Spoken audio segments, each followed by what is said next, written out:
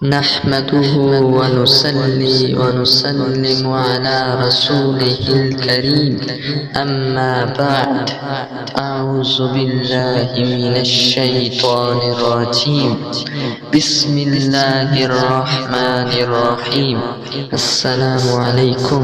سب سے پہلے میری اللہ رب العزت سے دعا ہے کہ اگر آپ کی کوئی مشکل ہے، کوئی پریشانی ہے، کوئی تکلیف ہے تو اللہ آپ کی ضرور پوری کرے، ضرور دور کرے۔ تو آج میں جو آپ کو وظیفہ بتاؤں گا، یہ وظیفہ نہایت ہی آزمودہ وظیفہ ہے۔ میں یہ بات کیوں کر رہا ہوں کہ آزمودہ وظیفہ ہے؟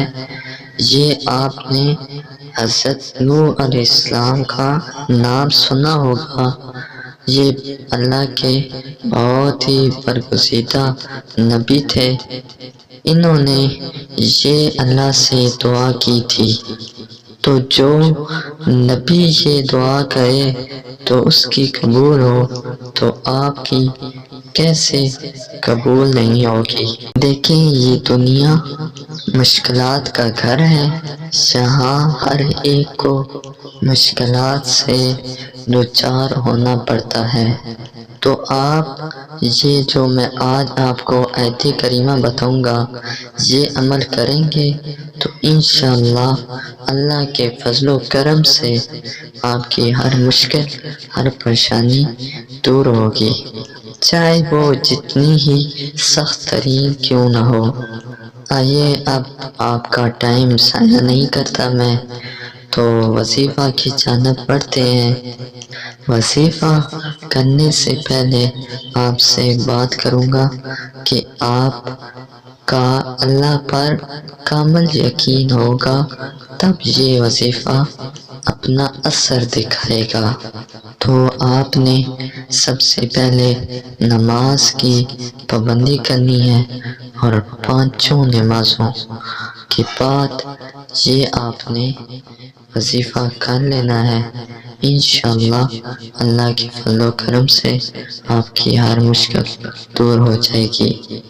آئیے آپ کو میں وظیفہ بتاتا ہوں۔ سب سے پہلے اول آخر درود شریف پڑھنا ہے، کیونکہ آپ کو معلوم ہے کہ درود شریف ایک ایسی دعا ہے جس سے ہر مشکل، ہر حاجت پوری ہو جاتی ہے۔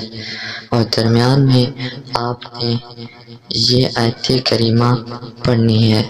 یہ آیت کریمہ آپ نے 7 مرتبہ ضرور پڑھنی ہے۔ آپ کو میں آیت کریمہ سنا دیتا ہوں۔ بسم اللہ الرحمن الرحیم۔ رب انی مغلوب فانتصر۔ یہ آیت کریمہ آپ نے 7 مرتبہ پڑھ کر آخر میں پھر درود شریف پڑھنا ہے، اور جو بھی مشکل ہوگی اس بارے میں آپ نے دعا کرنی ہے، تو انشاءاللہ آپ کی ہر مشکل، ہر حاجت ضرور پوری ہوگی۔ ملتے ہیں اگلی ویڈیو میں، تب تک کے لیے اللہ حافظ۔ اگر پسند آئے تو لائک کر دینا۔